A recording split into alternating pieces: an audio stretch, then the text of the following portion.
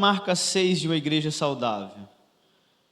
É a compreensão bíblica que ela tem acerca da membresia. O que significa ser membro de uma igreja? Nós vamos trabalhar nessa manhã a ideia de o quão importante é pertencer a um corpo, não só ao corpo invisível, que é a Igreja Universal de Cristo, mas também a um corpo visível, uma congregação local, uma família física. Esse vai ser o objetivo dessa manhã, nós compreendermos biblicamente o que significa a membresia de uma igreja. O texto que eu queria ler com vocês para embasar se localiza em Efésios capítulo 2, versículo 19. Efésios capítulo 2, versículo 19. Diz assim a palavra de Deus: portanto, vocês já não são estrangeiros nem forasteiros, mas concidadãos dos santos e membros da família de Deus. Portanto, vocês já não são estrangeiros nem forasteiros, mas concidadãos dos santos e membros da família de Deus. Irmãos, Paulo está dizendo para nós aqui que em determinado período da nossa vida, nós fomos considerados estrangeiros e forasteiros. Estrangeiro aqui é aquele que está em uma terra, mas não pertence àquele lugar. Não sei quantos dos irmãos já tiveram essa experiência aqui, mas hoje é muito comum esse processo de imigração, quer seja para os Estados Unidos, quer seja para a Europa, quer seja para outro país.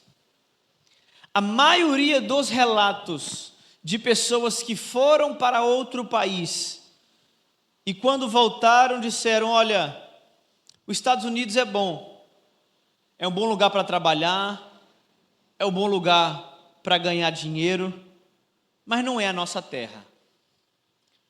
E você pergunta, por que não é a terra e qual que é a diferença você está vivendo aqui e você está vivendo em outro país? A diferença é que eles não tratam com respeito os estrangeiros. Então, da perspectiva do nativo, aquele que saiu de outra terra e foi para a sua terra ganhar a vida, ele é menos digno de estar conseguindo o dinheiro daquele povo. Isso na cabeça do nativo. E o estrangeiro sofre na pele a consequência de, por sorte ou por providência divina, não ter nascido naquele país bem organizado como nós encontramos por aí fora. Porque a justificação de alguém querer sair da sua terra, sair da sua casa, do meio da sua família, para tentar a vida em uma terra distante, só pode ser que aquela terra distante ele julga melhor do que a sua terra. Bom, para esses que vão se aventurar e calculam o custo de deixar a sua pátria para viverem em vida estrangeira, eles precisam calcular, será que vale a pena? Vale a pena enfrentar a discriminação? Vale a pena enfrentar leis desfavoráveis? Vale a pena enfrentar a injustiça para tentar conseguir uma vida melhor? Essa resposta é individual de cada um faça a sua balança e tome a sua própria decisão. Mas Paulo também vai usar um segundo adjetivo que é para além de estrangeiro. A ideia aqui do forasteiro é aquele que vive tentando encontrar o seu lugar. E ele pode até estar na sua própria pátria, mas ele não consegue se sentir em casa, forasteira, que é a ideia de que ele está sempre do lado de fora, ele não se encontra, ele não consegue se adequar. Paulo diz assim, vocês eram estrangeiros, vocês eram forasteiros, vocês viviam tentando imigrar e se encontrar em algum lugar, mas agora vocês não são assim mais. Por que não, Paulo? Eu me sinto ainda um forasteiro, eu não encontro lugares para mim nessa terra, eu não consigo pertencer a uma família, a uma pátria, a um lugar específico, eu ainda me sinto forasteiro e estrangeiro. Ele diz, vocês eram assim antes de Cristo, mas agora vocês são concidadãos dos santos, vocês são membros da família de Deus. Concidadão dos santos aqui vocês pertencem à mesma pátria. E aqui ele não está falando de identidade geográfica, política, ou qualquer outra coisa do lugar de onde você nasceu, da sua nacionalidade, não. Ele está dizendo assim, outrora vocês eram forasteiros e peregrinos, porque vocês não encontravam morada, vocês não encontravam estadia nessa terra enquanto perambulavam. Mas agora vocês encontrou um povo que se sente da mesma forma que vocês. Vocês encontraram um povo que tem essa mesma sensação de que este lugar não é o lugar deles. Você encontrou uma família, a qual cada membro dessa família, independente da terra em que eles se encontrem, eles sabem que eles não pertencem a essa terra, mas eles são de uma outra origem e passam um período nesse tempo, enquanto retornam para o seu caminho do seu lar. Vocês são concidadãos dos santos, ou seja, independente da terra, da cidade, do estado, do lugar em que você estiver, ali você encontrará santos que fazem parte do mesmo lar. Paulo está dizendo que esse lar é o céu, e o céu não é só o lugar para onde nós vamos, mas é também a origem de onde nós viemos. E o motivo de nós não encontrarmos hoje na terra um lugar para nós estarmos, uma família para pertencermos, uma terra para nós amarmos e nos amar, é de que nós não somos desse lugar, nós pertencemos a uma outra dimensão. Pastor, mas eu estou sentindo as dores dessa terra. Pastor, eu estou sentindo a separação dessa terra. Pastor, eu estou sentindo as mazelas da vida aqui nessa terra. Pois bem, aqui é só a sua peregrinação, aqui é só o seu estágio, enquanto você volta para o lugar de onde você saiu. Você agora não é mais um estrangeiro que caminha sem ter para onde ir. Você não é um forasteiro que vive de terra em terra se sentindo do lado de fora. Agora você pode estar em qualquer lugar do mundo. Se você encontrar pessoas que se sentem da mesma forma que vocês agora fazem parte da família de Deus. Isso é ser membro do corpo de Cristo. Isso é ser membro da família de Deus. Ser membro da família de Deus é encontrar uma família para além da consanguinidade. Quando nós temos o privilégio de ter na família de Deus aqueles que são da nossa família, isso é perfeito. Mas nem todos conseguem ter na família de Deus a presença daqueles que são da sua família terrena. Muitos de nós gostaríamos que essa igreja estivesse cheia dos nossos familiares. Quantos de nós não temos pais, mães, filhos, parentes, que não fazem parte hoje da família de Deus? Então, ser parte ou ser membro dessa família não correlaciona em ser membro de uma família importante da cidade, de uma família que tem nome, que tem história, que tem tradição, mas simplesmente o fato de encontrar um lugar para pertencer e que você foi acolhido e amado de uma maneira que nem a sua família, que tem o mesmo DNA de você, conseguiu te amar. Essa é a família de Deus. Essa é aquilo que Paulo chama, esse é o corpo de Cristo, a qual ele é o cabeça e todos nós somos os membros desse corpo. Os membros têm a sua função e a sua responsabilidade no funcionamento do corpo. E a família é aquela família que mesmo quando nós não escolhemos os primos e os irmãos que nós temos, nós conseguimos se juntar no domingo na mesa da mãe ou da avó, da matriarca da família, para comungarmos juntos e um dá opinião na vida do outro. É isso aí que é família. Ah, eu não gosto daquele primo. Pois é, não tem como escolher. Ah, mas aquele irmão, ele... Fazer o quê? Você escolheu fazer parte de uma família que não tem como escolher os irmãos. Ah, mas eu não escolhi fazer parte, eu não escolhi esses irmãos. Alguns irmãos não deviam estar aqui. Olha, não é papel seu escolher isso. Você escolheu o pai. E você foi adotado por esse pai como filho. O problema é que quando esse pai te adotou, de brinde você ganhou um monte de irmãos. E esses irmãos você não escolheu para pertencer à sua família. Você escolheu um pai, mas quando você ganhou um pai, você ganhou uma multidão de irmãos. Mas se em algum momento você disser, eu não quero fazer parte da mesma família que esse irmão, e romper o relacionamento com o irmão, automaticamente você também perde o pai. Então nós temos que fazer uma escolha. Nós amamos mais o pai do que odiamos o irmão? Então nós, por amor ao pai, nos relacionamos e agora temos que aprender a amar o nosso irmão, porque o pai também o amou.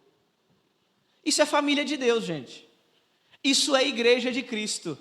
É estar com pessoas a qual eu não escolhi, mas entender que elas também, na mesma condição de peregrino e forasteiro, encontraram morada na casa do Pai. Aqui só tem gente diferente, com opiniões diferentes, com gostos diferentes, com preferências de músicas e cultos diferentes, mas nós temos uma coisa que nos une: o amor do Pai por nós e a nossa resposta a esse amor. Você pode gostar de um lado,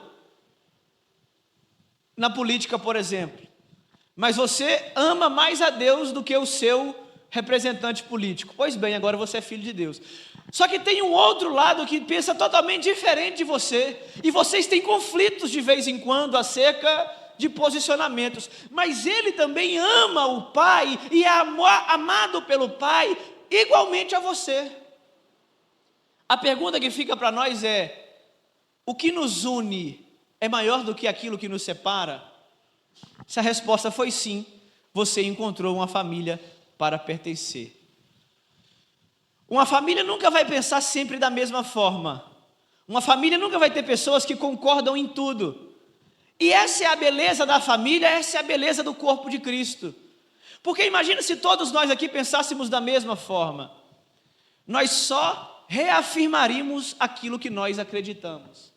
Mas quando um pensa diferente do outro e com amor mostra a verdade acerca do pensamento errado que ela tem, aquele irmão, aquele membro da família reavalia os seus conceitos e entende que é melhor pensar assim do que assim. Então Paulo está mostrando para nós que membros com anatomias diferentes são importantes para o funcionamento e o aprimoramento do corpo como um todo. Nós sabemos que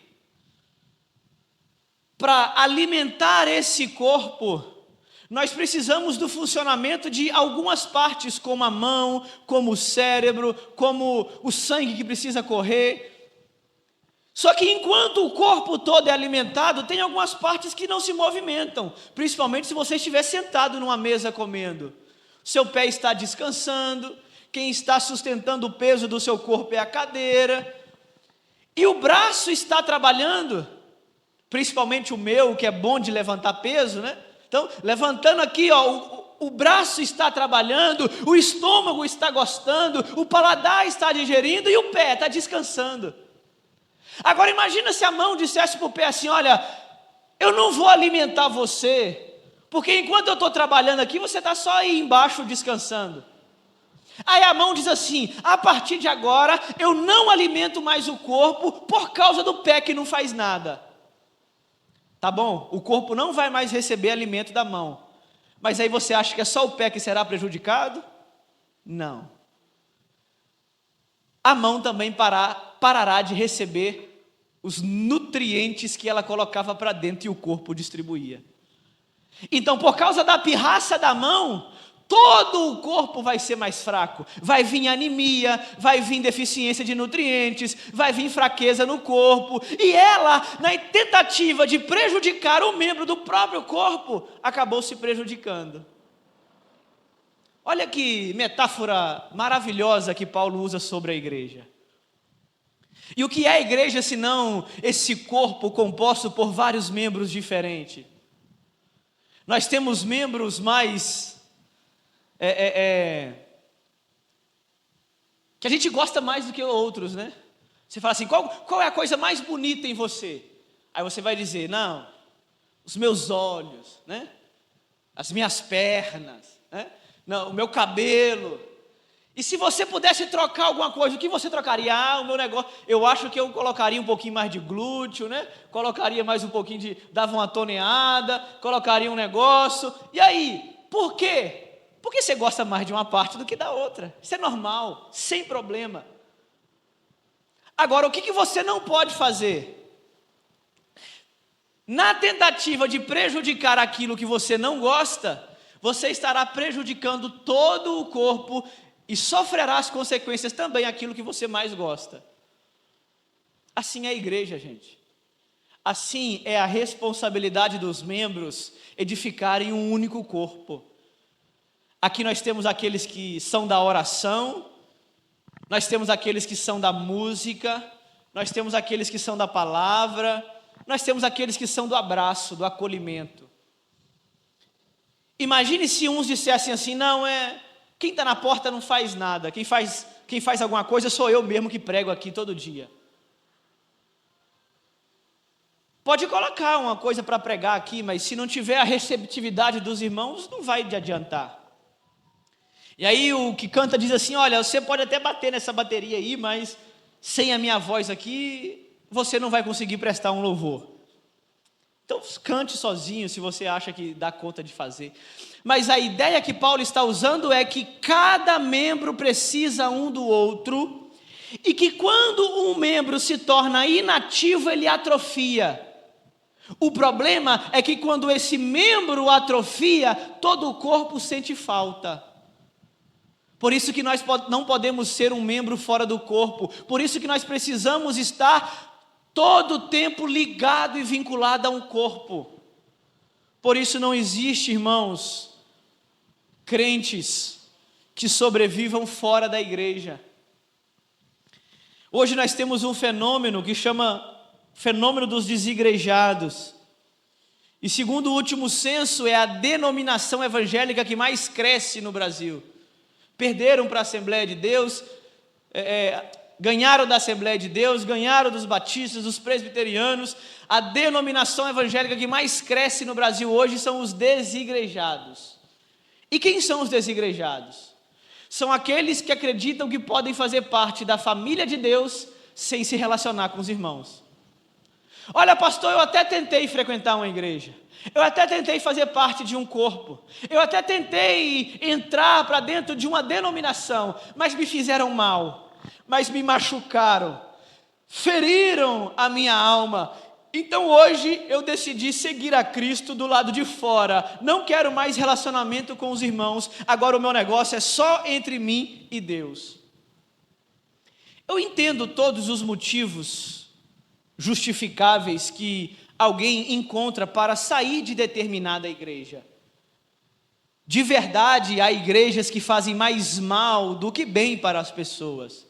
E se você tiver a opção de escolher uma igreja que faça mais bem do que mal, você deve fazer isso.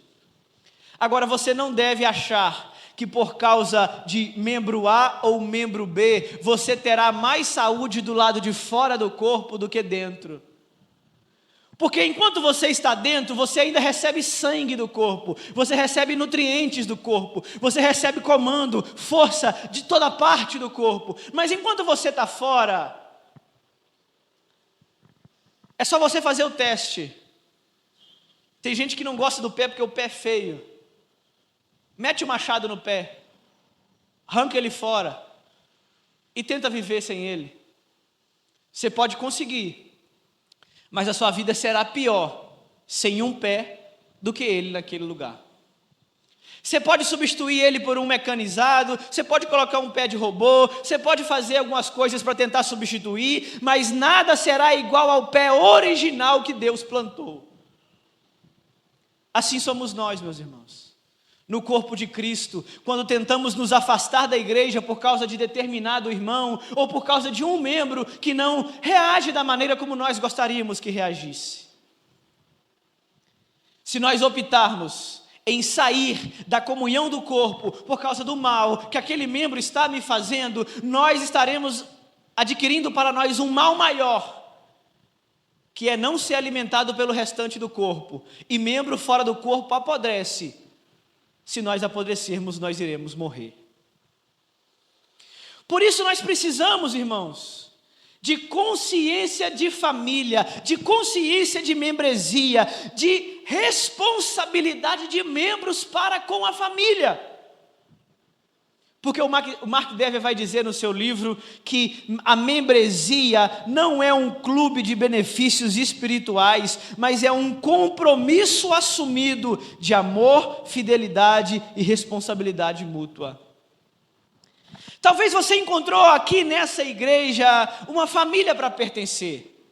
Talvez você encontrou nessa igreja um lugar que você diz, olha, em outra igreja eu sofri mais mal do que bem. Eu posso te dizer, olha, nessa igreja aqui também alguns irmãos vão te fazer mal. Mas se você encontrar nessa igreja mais bem do que mal, seja bem-vindo. Porque a nossa ideia aqui com essa série de igreja saudável não é se tornar uma igreja perfeita. E isso nós deixamos claro para todas as pessoas que vêm para a nossa igreja. Nós não somos uma igreja perfeita. Mas o que você pode buscar aqui ou tentar encontrar? Uma igreja que mesmo imperfeita está tentando ser saudável. E para ser saudável, nós precisamos de todos, principalmente daqueles que estão chegando agora. Porque fazer parte de uma igreja não é fazer parte de um clube social. Ah, gostei da pregação desse pastor, todo domingo eu vou lá naquela igreja para me receber as bênçãos espirituais ou a palavra que sai da sua boca. Nós não vamos proibir ninguém de entrar por essas portas, mas eu queria dizer a você que fazer parte do corpo de Cristo é mais do que vir aos domingos e ouvir uma boa mensagem. É mais do que vir domingo e achar que você, por vir ao culto, você está desencarregando a sua consciência de servir a Deus em algum momento. Fazer parte de uma igreja ou do corpo de Cristo é você assumir o compromisso e a responsabilidade de influenciar aquela comunidade.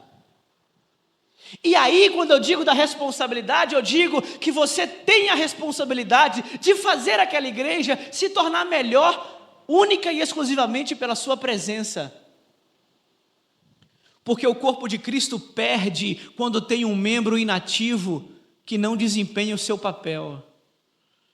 Quem perde quando um membro não faz aquilo que Deus colocou nesse corpo para fazer é a igreja, a noiva de Cristo. O todo está perdendo porque você não desempenha o papel que Deus colocou você para desempenhar. É como a mão que faz pirraça por causa do pé e não quer mais alimentar o seu corpo, e todo o corpo sofre pela falta de nutrientes. Você diz, eles não querem mais cantar a música que eu gosto, agora eu não canto mais. Ah, não, o pastor não prega a mensagem que eu gosto de ouvir, então eu não venho mais. Não, a irmã que está na porta, eu não gosto dela, então para não pegar na mão dela, eu não venho mais. E por causa de alguns membros, você se isola, você se limita, e se limitando, você está tanto se mutilando, mas também mutilando o corpo que sente a necessidade da sua função. A pergunta que nós devemos fazer é: ser membro de uma igreja é simplesmente gostar da liturgia do seu culto? É simplesmente aderir à igreja como um clube social? É pagar aqui uma mensalidade todo dia 10, todo dia 5, para fazer parte desse grupo que tem benefícios e privilégios? Não, meus irmãos. Isso não é ser membro de uma igreja, principalmente da igreja de Cristo. Ser membro da igreja de Cristo é assumir o compromisso público e visível em uma comunidade local de cristãos que se reúnem sobre a autoridade da palavra e do evangelho.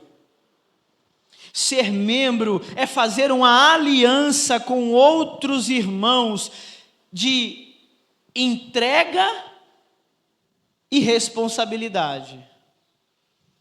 E aí, eu faço questão de desencorajar todas as pessoas que estão vindo para a nossa igreja no curso de 4 passos. Eu digo assim, todos 4 passos, para quem não sabe, é o curso para pessoas que estão chegando na nossa igreja por algum motivo. E aí tem um dos passos que é assim, como fazer parte disso, que é o último passo. E eu digo, cada pessoa tem um dom dado por Deus.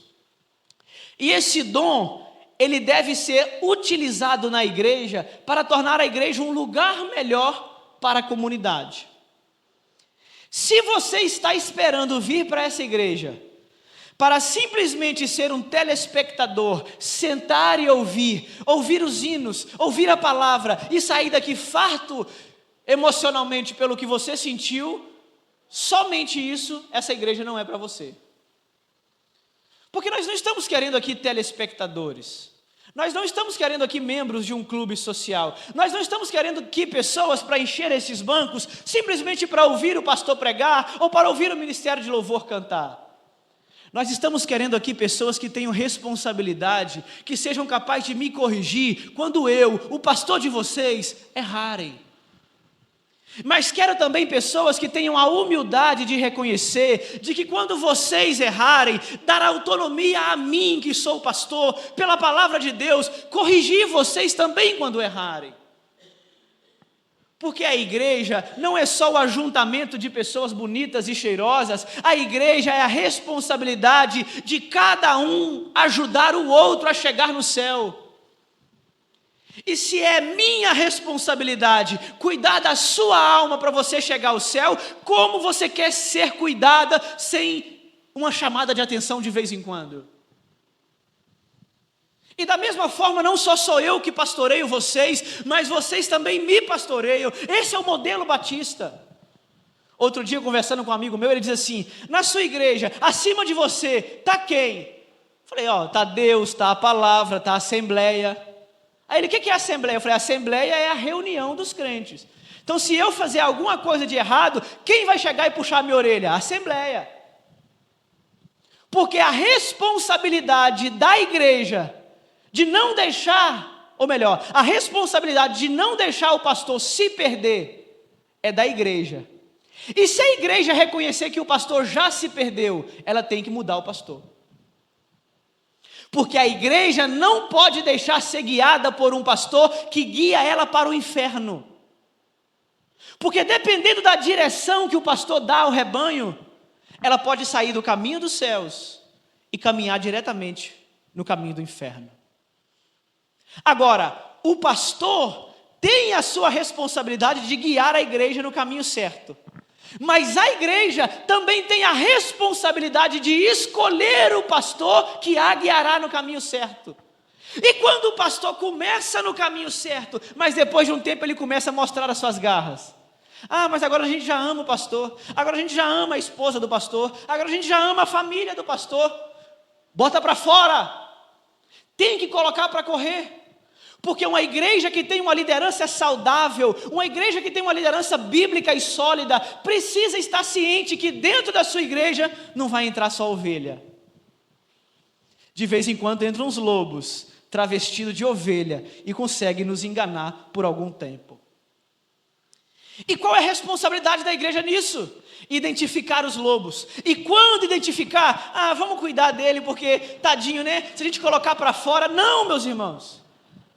Nós tratamos ovelhas machucadas, nós cuidamos de ovelhas feridas, mas lobo nós tocamos. Lobos nós colocamos para o lado de fora do rebanho, não mantemos ele do lado de dentro. Então, ao mesmo tempo que a igreja é cuidada pelo pastor, ela tem a responsabilidade de cuidar do pastor, porque a responsabilidade aqui é mútua. Eu digo para Sara que ela é a minha principal discípula. Fica comigo 24 horas. Mas ela não é só a minha principal discípula, mas também é a principal responsável por não deixar eu me perder. Porque depois dos sermões de domingo à noite, o que eu ouço aqui é: nossa, pastor, que mensagem, que palavra maravilhosa, nossa, pastor, que coisa boa. Eu digo, talvez eles não tenham coragem de falar o que eu preciso ouvir, mas você tem a responsabilidade de não deixar eu me perder. Alguns irmãos são sinceros, até demais. Assim, pastor, não gostei desse negócio aí não. Tá bom. Mas aí também arco com a minha sinceridade, né? E aí, não se sintam chateados, como eu não me chateio pela sinceridade de vocês. Quando precisar de uma correção, eu vou corrigir. Mas não é chatice do pastor, é zelo pela sua alma. Eu não vou corrigir você só porque eu não fui com a sua cara. Essa irmã pisou no meu calo, agora ela vai ver enquanto eu estiver aqui. Não vou fazer isso. Eu não sou menino. Eu não estou de birra, nem competindo com você. Agora, quando eu corrigir você, saiba que não é por pirraça ou nem por qualquer outra coisa, é zelo, meramente zelo, pela sua alma que está sob minha responsabilidade. Agora, você também, sinta-se responsável pela alma do pastor. Porque eu posso guiar todos aqui para o céu e me perder no final. Não adiantou. Então a responsabilidade, assim como eu tenho um dia que prestar conta de cada um de vocês, quando Jesus me chamar, vocês terão que prestar conta da vida de cada pastor enquanto estiveram com vocês. Perceberam que não é só privilégio? Perceberam que não é só receber uma mensagem do pastor, tomar um café com o pastor, receber uma instrução do pastor? E também o pastor não é só receber a manutenção do seu salário pelos membros, receber as contas pagas pelos membros, receber presentes, um saco de jabuticaba, tem hora que é acerola, tem hora que é banana. Que coisa boa que é ser pastor, irmãos, eu não trocaria por nada. Mas também tem as suas responsabilidades. E no dia que Jesus disser para mim: Mateus, o que você fez com as almas que eu te dei em Mesquita? Está aqui, Senhor. O que eu pude fazer dentro da minha capacidade está aqui. Aí eles vão dizer: Piban, o que vocês fizeram com o pastor Mateus enquanto ele esteve com vocês? Estou usando o meu exemplo aqui, mas é com todos os outros. Não é só responsabilidade dele cuidar de vocês, mas também vocês de cuidarem dele. E para outros que virão também. Então a igreja saudável é a igreja que conhece que pertencer a esse grupo não é só receber privilégios, mas também é uma aliança pública de responsabilidade, de que a irmã vai para o céu dependendo de mim, e eu vou para o céu dependendo da irmã. Se eu pecar, o irmão tem autonomia para me corrigir, e se a irmã pecar, pode ter certeza que eu não vou deixar você se desviar sozinha. Satanás pode tentar, mas nós vamos lutar com todas as forças que ele não vai levar. Então, ser membro de uma igreja, meus irmãos, é uma responsabilidade enorme. E sabe o que às vezes me chateia? É ver o nosso número crescer, mas quando nós vamos tratar de assuntos da igreja, o interesse é mínimo. Vamos marcar uma assembleia, precisamos trocar nossa aparelhagem de som. Quantas pessoas nós temos na igreja? Hoje temos umas 50. Quantas pessoas vêm na assembleia? 10. Aí depois troca o som e diz assim, eu não concordei. Pois é, você não estava aqui no dia para dar opinião? Vamos colocar o ar-condicionado. Pastor, não gosto de ar-condicionado não, eu sinto frio. Pois é, vem no dia para a gente debater isso. Dê a sua opinião. Nós somos democráticos, nós somos batistas. A sua opinião vale tanto quanto a minha. Aqui o pastor não manda sozinho. Aqui o pastor não manda em nada, na verdade. O que manda é a assembleia, o que todos decidirem. E na assembleia eu nem voto. Então, a responsabilidade, ser membro do corpo de Cristo, e principalmente de um corpo visível, não é só vir a uma igreja receber benefícios espirituais, mas é assumir a responsabilidade que Deus confiou a nós, coisas que só nós temos. Então, se Deus te deu uma coisa que Ele não deu para mais ninguém, o corpo se tornará mais pobre quando você não entregar aquilo que Deus te deu. O que não é ser membro de uma igreja? O que não é ser membresia? Membresia não é uma associação social. Você não se torna membro de uma igreja só por gostar do ambiente ou do estilo. Ontem eu estava conversando com um rapaz lá na Ação Jesus Transforma. Eu falei assim, por que você ainda está nessa igreja? Ele diz assim, não, é porque eu gosto de orquestra. Falei, tá, mas qual que é a coisa mais importante que você usaria para escolher uma igreja? Será que a orquestra numa igreja é tão importante assim, a ponto de você tapar os olhos para todas as atrocidades que a igreja faz, mas está ali só porque gosta de tocar? Não, gostei da música que toca nessa igreja, vou ser membro dessa igreja. Não, gostei do acolhimento dessa igreja, então vai para o Testemunho de Jeová, acolhe como ninguém. Essa igreja não faz nada, eu gosto de fazer, então vai ser católico, espírita. O que você procura numa igreja? Gostei dos irmãos dessa igreja, olha que maravilha, irmão. Quanto mais próximo da santidade, mais revela a nossa podridão. Então você não vai encontrar uma igreja perfeita, com pessoas perfeitas, com irmãos perfeitos, que concordem exatamente com tudo que você pensa, que reafirme os pensamentos que você já acredita, não vai. Você também não deveria buscar uma igreja só para dizer que você é crente ou que você faz parte de alguma congregação ou denominação local. Membresia, mais do que privilégio, é serviço. Pertencer a um corpo, mais do que ser servido, é entregar. E é por isso que eu faço questão de escalar pessoas o mês inteiro. Temos 4 pessoas que cantam, ótimo, uma cada domingo. Enquanto uma canta, a outra ouve. Enquanto uma canta, reveza. Pessoas para olhar crianças, temos um monte, que maravilha, glória a Deus por isso. O nosso número de crianças só aumenta. Então, um domingo vai ficar uma irmã, no outro outra, no outro outra e no outro. Por quê? Porque a igreja é serviço. E por que não só uma pessoa fala, essa tira foto tão melhor do que a outra, essa recebe tão melhor do que o outro, esse irmão toca tão melhor do que o outro. Não é a questão da qualidade, é a questão da entrega. Não é porque um toca melhor do que o outro que só ele vai tocar, é porque o outro também precisa desenvolver aquilo que Deus lhe deu. E você só vai ser abençoado se aquele outro que toca menos tocar. É assim que funciona. Cada um de nós temos dons e talentos que temos a responsabilidade de fazer a igreja melhor pelo desempenho daquilo que nós fazemos. Se nós pegarmos o nosso talento e enterrarmos, primeiro quem perde com isso somos nós, mas em segundo, o corpo de Cristo, a noiva do Senhor. A igreja, a família de Deus se tornará mais pobre, porque você não entregou o que Deus te deu. Também não é presença física, irmãos. Não é vir aos cultos todos os domingos. Não, eu estou vindo aqui há 7 domingos, acho que já posso fazer parte dessa igreja. Não é só vir à igreja, mas é o comprometimento espiritual. É a responsabilidade com a doutrina. É estar preocupado com o caminho que a igreja está tomando.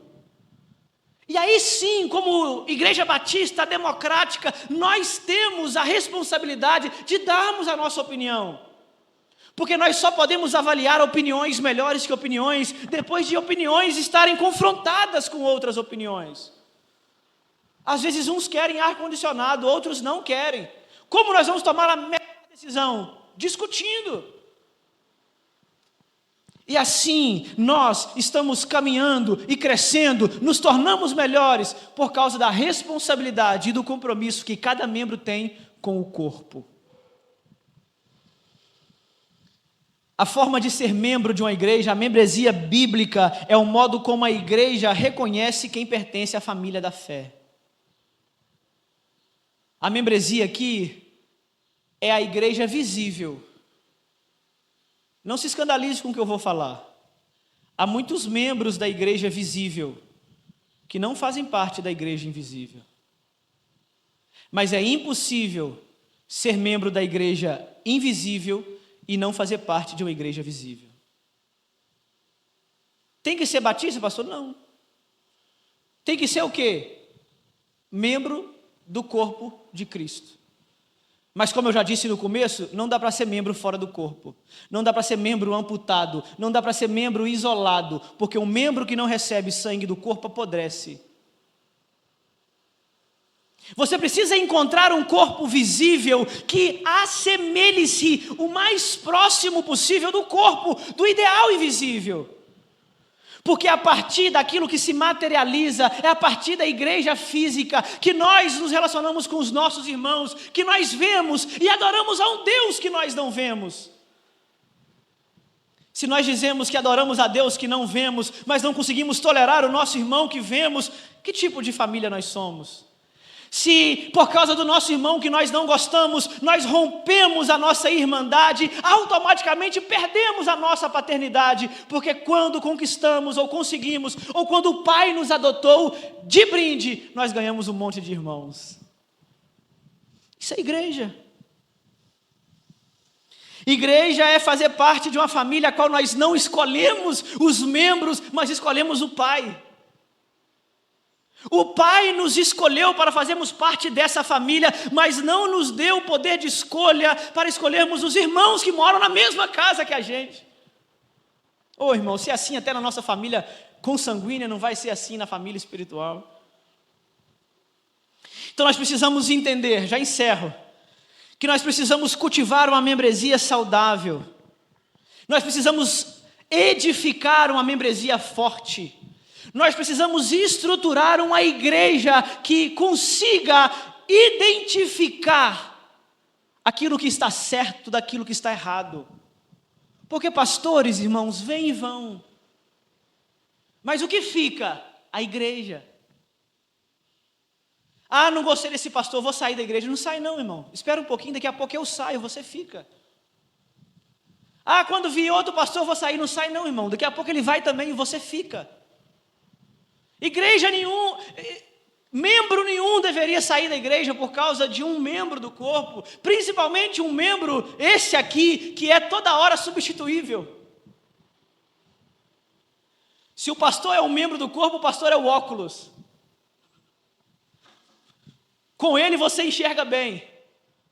Sem ele, eu nem tanto. Mas se esse quebrar, a gente faz outro. Mas vocês não. Se arrancar o braço, dá até para colocar um mecânico, mas não é da mesma forma.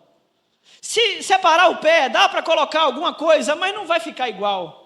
Os membros é aquilo que fica, a comunidade local é a firmeza do evangelho. Vocês são responsáveis, não o pastor, vocês são responsáveis pela verdade e a fidelidade doutrinária dessa igreja. Porque se vier um pastor aqui e começar a escambalhar com o evangelho, vocês são responsáveis de tocar ele para fora. Isso aí, irmãos. O problema é que quando eu falo isso, eu crio um problema para mim mesmo, né? Graças a Deus por isso. Me vigiem, irmãos. Não deixem eu me perder. É responsabilidade de vocês. Pastoreiem o pastor de vocês. Puxem a orelha do pastor de vocês. porque quando precisar eu vou puxar a sua. Então puxe antes. Irmãos, agora para finalizar, como pastor, eu vi que o senhor falou de uma membresia saudável, de uma membresia bíblica, da nossa responsabilidade, dos nossos privilégios, mas a pergunta que fica é, pastor, como construir isso? Não sei, mas pode ser que nenhum outro pastor que passou por aqui deu essas ferramentas para vocês. Porque pastor gosta de ter o poder todo na mão, pastor gosta de fazer a igreja depender dele, pastor gosta de ser necessário. Dia que o pastor não vem, o culto não acontece, o pastor ama isso. Mas quando um pastor dá para a igreja as ferramentas, para a igreja se tornar independente, não quer dizer que ela não vai precisar mais de um pastor, mas quer dizer que ela não vai ser mais refém de um pastor. Talvez os pastores que passaram aqui não deram essas ferramentas a vocês. Talvez deram, glória a Deus por isso. Mas a pergunta que fica é, pastor, a partir de agora, como a gente constrói isso? Em primeiro lugar, através de uma pregação centrada na palavra. Por isso a nossa marca 1 é a pregação expositiva. Porque quem pastoreia vocês não é o pastor Mateus. Quem pastoreia vocês é a palavra de Deus. Porque eu já cansei de dizer a vocês aqui, eu falo muita bobagem, e vocês já perceberam isso. E aquilo que eu falo que não está escrito aqui, descarte se você quiser. Mas enquanto eu estiver falando e você conferindo o que está escrito aqui, não é o pastor Mateus que está falando. Spurgeon dizia que quando nós abrimos a Bíblia, lemos a Bíblia, explicamos a Bíblia, é o próprio Deus que está falando. Então vocês não são pastoreados por mim, eu sou um canal. E o canal é de barro, irmãos. O canal é sujo, o canal tem rachaduras, o canal tem defeito, mas a água que passa pelo canal tem que chegar limpa. Agora, como que eu posso saber se a água que eu estou bebendo, ela é potável ou é salobra? Examinando. Você tem que saber o que você está fazendo teste. Você está bebendo água filtrada ou você está bebendo água de esgoto? Como que eu sei, pastor? Para mim a cor é tudo igual. Algumas não, né? Para mim a cor é tudo igual. Testando, verifica, examina. Porque se você estiver ingerindo água salobra sem perceber, você vai passar mal. Vai dar disenteria. Vai ter que tomar soro na veia. Mas alguém tem que gritar, essa água está contaminada. Porque todo mundo está começando a passar mal. Os sinais se tornam visíveis. Fulano de tal está vomitando, o outro está tendo fraqueza, o outro foi para a UPA, foi para o hospital. Opa, de onde veio essa contaminação? Examine. Por isso a responsabilidade é de vocês, não do pastor. Pastores mau caráter, tem aí um monte. E por que essas pessoas não saem de lá? Porque não pega a amostra, não leva para o laboratório, não verifica o que estão ingerindo. Eles gostam do que bebem. Então a responsabilidade de construir uma igreja saudável é da própria igreja. Uma igreja que valoriza a pregação da palavra, uma igreja que é pastoreada pela palavra, uma igreja que dá autoridade à palavra e não ao pastor, e não aos membros, e não à tradição, mas tira tudo aquilo que acredita da palavra. Nós precisamos, irmãos, acima de tudo, examinarmos a palavra, porque é a partir dela que todas as outras coisas serão construídas. A nossa teologia, a compreensão acerca do evangelho, a compreensão acerca da conversão, a compreensão acerca do evangelismo, tudo isso que nós falamos, parte do primeiro princípio, a pregação da palavra. Graças a Deus, espero estar conseguindo contribuir com vocês para a construção dessa maturidade, de que a responsabilidade daquilo que vocês ouvem e daquilo que vocês se alimentam é única e exclusivamente de vocês.